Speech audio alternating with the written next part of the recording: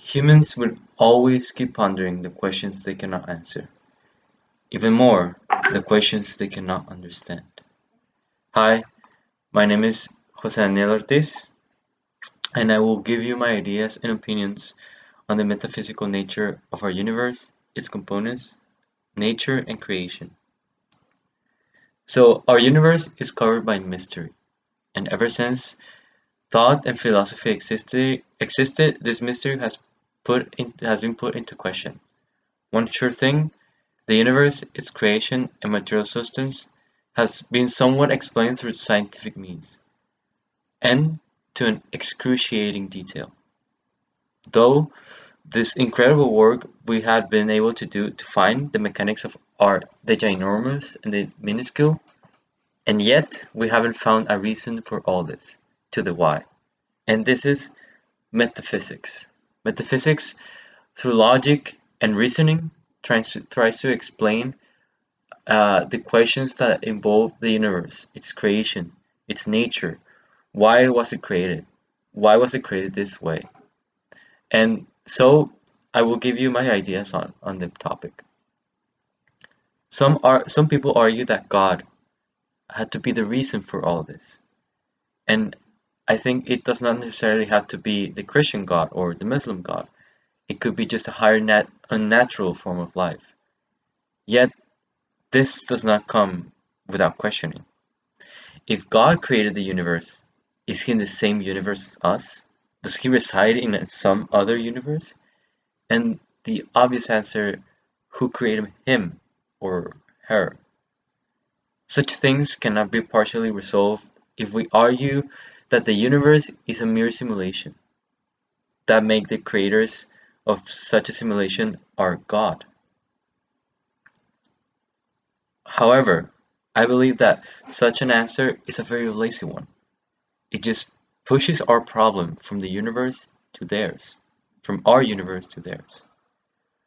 I have yet to find the answer myself. I do lean to an atheist view of the universe. God is not necessary to explain things we do not crack yet. We simply don't have the tools or the knowledge to do so. Much like how ancestors didn't understand why lightning fell down from the sky, and so invented cells to satisfy their uneasiness of ignorance. I argue that the Anthropocenic principle is what created the universe, and the mere existence of observers made the observations possible. But out of rare chances where universes produce conscious lives and to experience. In such universes, time takes a hold, and such universes are the only ones that keep on, that survive. After all, if a tree falls and no one is near to hear it, does it really make a sound? Adding to the previous ideas, the origin of the universe was incredibly random occurrence, an occurrence where the initial conditions were just right to create the line of time, Earth, and you, the conscious being that brings life to the universe, simply by experiencing awareness. There was no mover because the universe itself begged for its creation. Imagine nothingness. It's impossible to do so. You might imagine a white void but that's still something. I believe that the existence of our reality is necessary upon itself. Reality is independent of the observer.